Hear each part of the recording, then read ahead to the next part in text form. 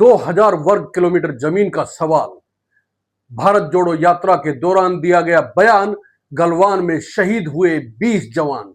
अरुणाचल में कथित तौर पर पीटे गए भारतीय सैनिक और फिर देश की सबसे बड़ी अदालत में उठा सवाल। आपको कैसे पता कि चीन ने हमारी जमीन हड़पी? यह सिर्फ एक राजनीतिक बयान नहीं था दोस्तों, ये अब राष्ट्रीय विमर्श का हिस्सा बन गया है।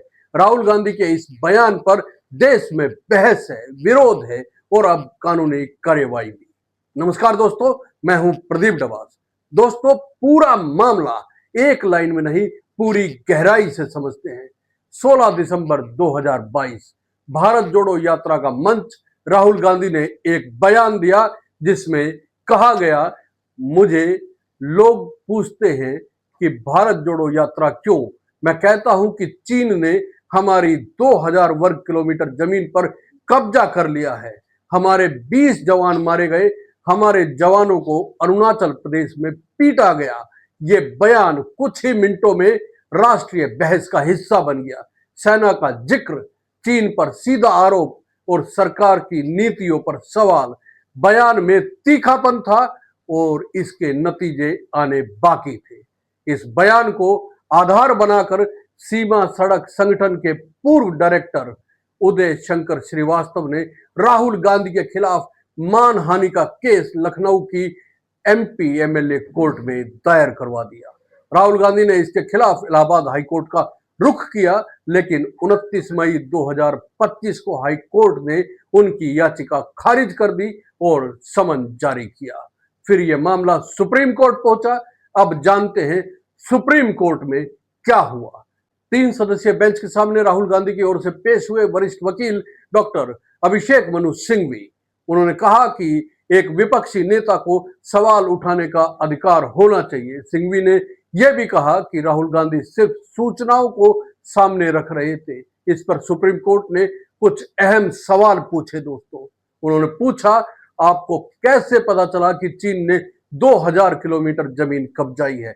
आपके पास क्या विश्वसनीय स्रोत है? और ये सब सोशल मीडिया पर कहने के बजाय संसद में क्यों नहीं कहा गया?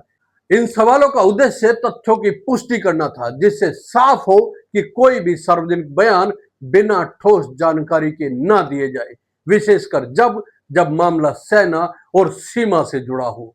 सुप्रीम कोर्ट ने फिलहाल लखनऊ कोर्ट में चल रही कार्रवाई पर 3 हफ्ते की अंतरिम रोक लगा दी है और शिकायतकर्ता और यूपी सरकार से जवाब मांगा है। अब मुद्दा यह नहीं कि किसने क्या कहा, असली मुद्दा यह है कि चीन से जुड़े सवालों पर देश में क्या हो रहा है। क्या चीन ने भारत की जमीन कब्जाई है? क्या विपक्ष को सवाल उठाने का अधिकार नहीं है? क्या भारतीय राजनीति अब राष्ट्रवाद और देशभक्ति के नाम पर बंटती जा रही है? दोस्तों, राहुल गांधी ने अकेले नहीं कहा। चीन पर कब्जे की बात कई बार सामने आई है। 2020 की गलवान घाटी की घटना में 20 भारतीय जवान शहीद हुए थे। इसके जवाब में भारत ने भी चीनी सेना को भारी नुकसान पहुंचाया था। सैटेलाइट इमेज, अंतर्राष्ट्रीय सुरक्षा रिपोर्ट्स और स्वतंत्र पत्रकारों की रिपोर्ट्स में एलएसी के कई हिस्सों में चीन की गतिविधियां सामने आई थी। राहुल गांधी ने 3 अप्रैल 2025 को लोकसभा में भी कहा था कि चीन 4000 किलोमीटर में कब्जा करके बैठा है। उन्होंने पूछा, जब हमारी जमीन पर कब्जा है तब हम चीन के राजदूत के साथ केक क्यों काट रहे हैं? बीजेपी की तीखी प्रतिक्रिया भी सामने आई है इस मुद्दे को लेकर। सुप्रीम कोर्ट की कार्रवाई के बाद बीजेपी ने प्रेस कॉन्फ्रेंस की। पार्टी प्रवक्ता गौरव भाटिया ने कहा, यह राहुल गांधी की विश्वसनीयता पर सवाल है। यह पहली बार नहीं है जब उन्होंने भारत विरोधी सोच दिखाई है। भाजपा का दावा है कि राहुल गांधी बार बार ऐसे बयान देते हैं जो देश की सुरक्षा नीति पर सवाल उठाते हैं और इससे अंतर्राष्ट्रीय स्तर पर भारत की छवि प्रभावित होती है। अब सवाल देश के सामने है, क्या विपक्ष के नेता को सवाल उठाने की छूट है? क्या चीन के खिलाफ बोलना अब सावधानी से होगा?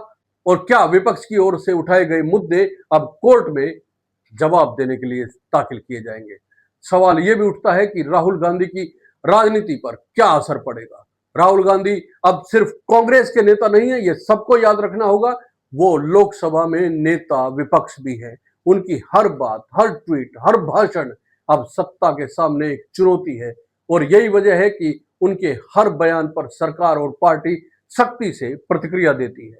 भारत जोड़ो यात्रा के बाद उनकी छवि बदली है, पर विरोधियों का कहना है कि वो बार बार ऐसे बयान देते हैं जो सेना, विदेश नीति और सुरक्षा मामलों पर भ्रामक या गैर जिम्मेदार होते हैं।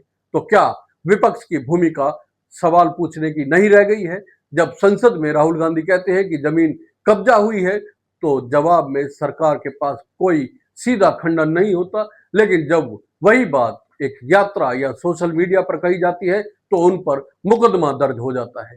क्या ये लोकतंत्र की स्वस्थ परंपरा है? आखिर में एक बड़ा सवाल देश के हर नागरिक से, अगर चीन ने जमीन कब्जाई तो क्या हमें चुप रहना चाहिए? अगर गालवान में जवान शहीद हुए तो क्या विपक्ष को चुप रहना चाहिए? अगर सरकार चीन को लेकर नरमी बरत रही हो तो क्या जनता को आंखें बंद कर लेनी चाहिए? राहुल गांधी की बातें देश को पसंद आए या ना आए, पर सवाल पूछना उनका संवैधानिक अधिकार है। सरकार को जवाब देना चाहिए, अदालत को नहीं। राजनीति में मतभेद जरूरी होते हैं, लेकिन अगर मतभेद अदालत की चौखट पर पहुंच जाए तो लोकतंत्र कब तक बचेगा? ये बड़ा सवाल है। आपका क्या मानना है दोस्तों? कमेंट करके जरूर बताएं। और अगर ये वीडियो आपको अच्छा लगा है तो लाइक कीजिए, शेयर कीजिए और चैनल को सब्सक्राइब करना ना भूलें। बहुत बहुत धन्यवाद। नमस्कार।